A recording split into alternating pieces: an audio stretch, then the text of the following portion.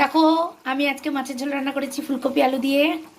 এই যে মাছের ঝোল ফুটছে। আমি তো পুরোপুরি ব্লগ করতে পারি না, তাই একটু টুকরো টুকরো ব্লগ তোমাদের সঙ্গে শেয়ার করছি। এই যে মাছের ঝোল করছি, আর মাংস ফ্রিজে আছে, ওগুলো শেষ না করলে পরে ওগুলো ফেলে দিয়ে চলে যেতে হবে, ওই জন্য খেয়ে নেবো আজকে। এখানে ভাত বসিয়েছি। এই যে আমার রান্নাঘর, মানে আমার মায়ের ছোট্ট রান্নাঘর, ব্যবহার হয় না, না একটু এলোমেলোই হয়ে রয়েছে। এখানে বসে আমি খাই, টেবিলের অবস্থা খুব খারাপ। এই সোজা রাস্তা দিয়ে আমাদের উপরে দোতলা ওঠে। যাই হোক, এই যে আমার ঠাকুর ঘর, এই যে আমার ঠাকুর ঘর। এই যে আজকে তোমাদের বাবা লোকনাথ মন্দিরে আমাদের কীভাবে আমরা দিন কাটিয়েছি, এগুলো সব আমরা শেয়ার করব। আমি শেয়ার করব। এই বাবা লোকনাথকে আমি এনেছি ইয়ে থেকে, এটা এনেছি চাকলাধাম থেকে। হ্যাঁ, এটা এনেছি চাকলা থেকে। আর একটা বাবা লোকনাথ কিনেছি, সেটা হলো তোমার বাড়িতে নিয়ে যাব, ওটা কিনেছি কচুয়া থেকে। এই যে আমার মায়ের গুরুদেব, আর হলো তোমার সাই বাবা, জগন্নাথ দেব, বুঝেছো তো। আমি ছোট্ট করে সিংহাসনটা এইভাবেই গুছিয়েছি। আগে এই এই এই মন্দিরটার মধ্যেই থাকতো, এই যে পুরো মন্দিরটা এই মন্দিরটার মধ্যেই থাকতো, কিন্তু মানে কেমন যেন মানে দূরে দূরে ঠাকুর, দূরে দূরে ঠাকুর। আমি একটু বেশ কাছে কাছে ঠাকুরগুলোকে রাখতে ভালোবাসি। এই যে তারকেশ্বরে গেছিলাম যখন, তখন অত বড় শিবলিঙ্গটা এনেছি। এই যে এই শিবলিঙ্গটা এনেছি। আর এটা আমার বাবা প্রতিষ্ঠা করে দিয়ে গেছিল। এটা বহু বছরের, আমরা যখন ছোট ছোট ছিলাম শিবরাত্রি করতাম, বাবার কথা হলো মেয়েরা বাইরে যাবে না, ঘরেই শিবের মাথায় জল ঢালবে, তখন এই শিবলিঙ্গটা এনে দিয়েছিল এর চক্ষুদান করা। কিন্তু যাই হোক, আমরা থাকতে পারি না বলে আমরা এটাকে মানে করতে পারি না। তাও আমার ভাড়াটিয়া মেয়েটা এসে আমার পুজোটা দিয়ে যায়।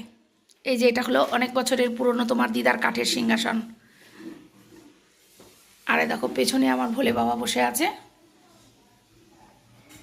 একটা ছোট্ট ভিডিও দিলাম। এটা আমাদের বাড়ির পেছন পোর্শন।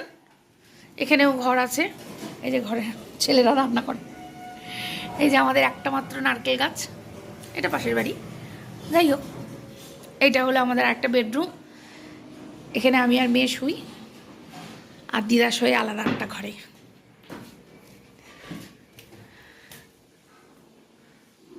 সব এলোমেলো, তোমরা কিছু মনে করো না, গুছাতে পারি না, এত কাজ থাকে না যে এইগুলো আর গুছানো হয় না, সেই তো ফেলে চলে যেতে হবে। দিদার শরীরটা খুব খারাপ, দিদা ঘুমাচ্ছে।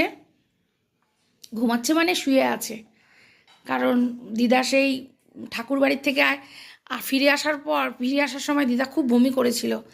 হয়তো ওখানে খিচুড়ি প্রসাদটা তোমার শ্যুট করেনি, মানে খিচুড়িটা অ্যাসিড হয়ে গেছিলো, ওই জন্য এই যে ওষুধ টষুধ দিলাম, দিয়ে ওআরএস ওয়াটার একটা খাইয়েছি, খাইয়ে দিদার শুয়ে আছে। দিদার জন্য আজকে গোবিন্দভোগ চালের ফেনা ভাত হবে। গোবিন্দভোগ চাল খেলে মার পেটটা একটু টাইট হয়, বুঝেছো তো। এই হলো ঘটনা। মেয়ে আমার কিন্ডার জয় খাচ্ছে। আমার মেয়ে তো শিশু, আমার মেয়ে ভীষণ শিশু, যে লজ্জায় মুখ ঢাকছে। কেন, কিন্ডার জয় কেনার সময় মনে ছিল না? তোর বয়স কত, তুই এখন কিন্ডার জয় খাস? এই যে ও ইপ্পি খেলো, দেখা কিন্ডার জয়টা দেখা। এই দেখো কতগুলো কিন্ডার জয় নিয়ে এসছে, দেখো হাতের কিন্ডার জয়, এই কিন্ডার জয়, ঠিক আছে, যা পারছে কিনছে। ও এখনও কিন্ডার জয় খায়, ও তো বেবি, ওই জন্য এখন ইউনিভার্সিটিতে গিয়েও এখনও বেবি, বুঝেছো তো। যাই হোক, আমার মাছের জল শেষ হয়ে গেছে, এবার আমি গ্যাস অফ করে দেব। খতম। টাটা বাই বাই, আবার খাওয়ার সময় দেখা হবে। আমার ঠাকুর দেখবে, দেখো।